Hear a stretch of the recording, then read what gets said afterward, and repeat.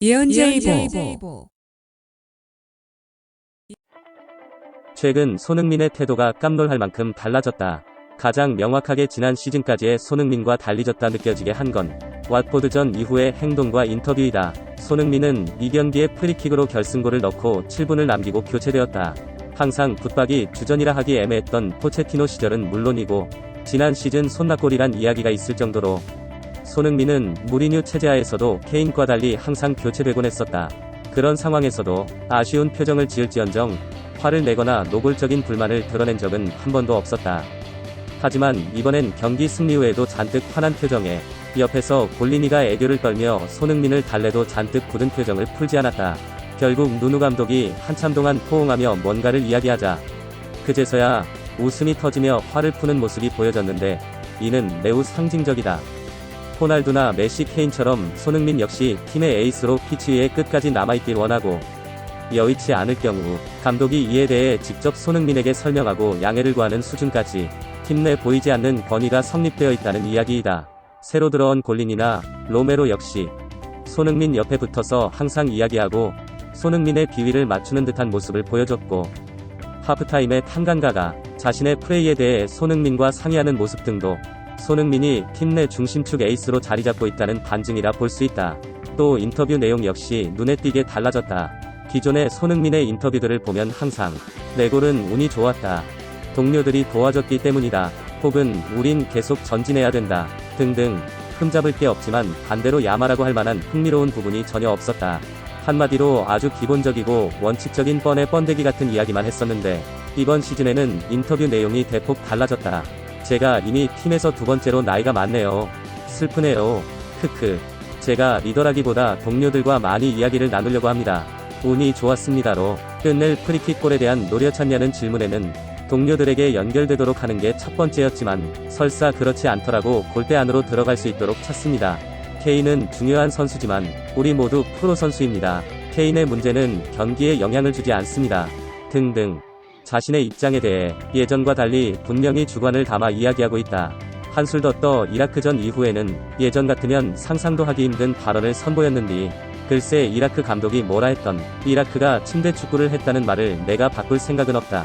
아마 이라크 감독과 내가 다른 경기를 본 게 아닌지 모르겠다고 말하며 직접적으로 상대 감독을 스매싱하는 등 발언에 거침이 없다. 몇 달 사이에 숨겨놨던 발톱을 드러내며 나이스하기만 했던 손흥민의 태도가 180도 변한 이유가 뭘까? 거기에는 몇 가지 이유가 있다고 본다. 첫째는 손흥민의 팀 내 입지이다. 손흥민은 현재 토트넘에게 가장 장기 계약되어 있는 에이스이다. 나이도 필드 플레이어 중 가장 고참이다. 게다가 현재 선수들은 손흥민과 절친이 알리, 다이어, 데이비스 등을 제외하곤 거의 새로 들어온 선수들이고 이 선수들이 들어왔을 때부터 손흥민은 이미 케인과 함께 토트넘 부동의 스타였다. 한마디로 손흥민이 리더를 한다 해도 현재 팀 내에 아무도 손흥민을 무시하거나 반대할 선수가 없다는 뜻이다. 기존에는 누구도 부인할 수 없이 케인이 팀의 중심이었지만 케인은 현재 잔류했다 해도 호시탐탐 기회만 생기면 떠날 선수라는 건 모두가 다 알고 있다. 또 맨시티나 메뉴 등 홀란드의 자리를 마련해놓고 고사를 지내고 있는 EPL 탑티어 팀들 역시 홀란드가 여의치 않거나 우승권에서 멀어질 경우 뻣뻣했던 여름 이적 시장에서의 태도를 180도 바꿔 당장 겨울 이적 시장에 케인과 레비에게 추파를 던질 가능성 역시 높다. 이런 상황에서 케인은 토트넘의 에이스가 되기에는 여러모로 문제가 있다. 게다가 케인은 피치 위에서는 탐욕광이지만 딱히 클럽하우스에서의 리더 따위에는 별 관심이 없고 쿨한 성격으로 알려져 있다. 한마디로 토트넘에서는 리더 따위는 케인 입장에서는 개나 아니 손흥민이나 줘버려도 전혀 미련이 없는 상황이다. 이런 여러가지 이유로 인해 손흥민이 이제 자신의 목소리를 분명히 내도 될 시점이라걸 깨닫고 발톱을 드러냈다고 보는 게 맞을 것이다. 그래서 누누 감독과의 나름 기싸움이랄까.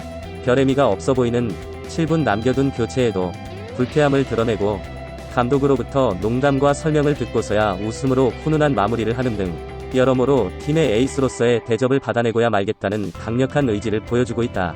그동안 유럽 축구의 아웃사이더인 동양인으로 여러가지 어려움을 겪으면서도 항상 웃는 얼굴이었던 손흥민도 아마도 속으로는 웃는 게 아니었던 경우도 많았을 것이다. 아마도 올 시즌에는 손흥민이 좋은 기회에서 슛을 머뭇거리며 케인에게 양보한다던지 하는 모습은 구경하기 힘들 것이다. 크크크. 다만 대표팀에서는 뭔가 좀 풀어지는 듯한 모습이 있는 건 사실이다. 토트넘에서는 항상 생존 경쟁을 하여야 하기 때문에 골에 대한 강한 집착을 보이지만 대표팀에 오면 절대 불변의 에이스로서 딱히 경쟁이랄 게 없기 때문에 뭐랄까 조금 느슨해지고 동료들의 기회를 봐주고 하는 게 손흥민이 대표팀에서 부진한 게 아닐까 생각된다. 올 시즌 손흥민이 토트넘의 에이스로 지대로 자리 잡을 거라 생각되면 좋아요를, 케인이 있는 한 2인자를 벗어나기 어렵다 생각되면 싫어요를 눌러 우리 모두의 생각을 확인해보자.